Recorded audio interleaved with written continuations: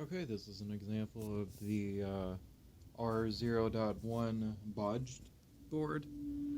You can see the 3 bodges there, plus on the underside. The r0.1, that's the r0.3. Let's turn on the multimeter. As of right now, the power supply is running at 12 volts. It is connected to the Frankenso for the 12-volt line,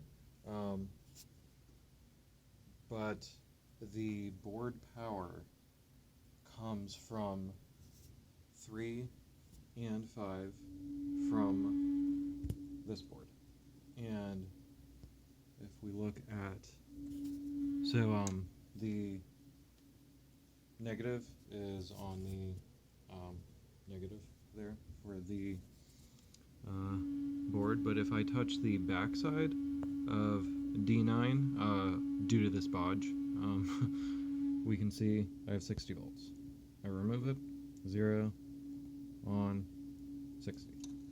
If we turn off the power supply of 12 volts, we will see this slowly drop down as the capacitors diffuse, decharge, whichever, and it'll actually go down to the 3.3 volts that's provided by the Frankenso here.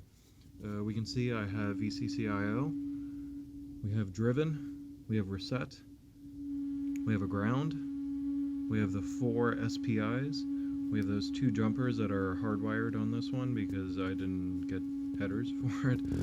We have the 5 volt, 3.3, a ground, and then my battery comes off of J15 because this did not have the J20 that is over here. So with the board now with 12 volts off, we will, how do we do this? Let's reboot. Just click reboot, and it's kind of running. Go back to messages, we can kind of see. I don't know how long that's supposed to take. We look back at D9, 3.3 volts.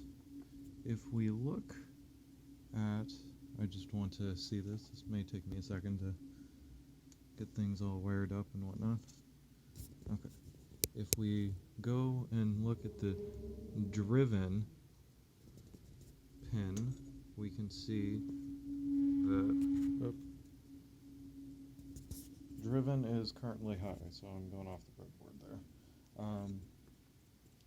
And if we turn on the power supply and give it 12 volts and look back on there, we have 60 volts. If we unplug driven from the breadboard and then look back on this diode, we'll see that it's slowly falling. So if we reconnect driven back to the breadboard, actually I had a large power gain, and I saw the amperage jump, but if we look back, we have 60 volts. So this power supply is good, and everything is working.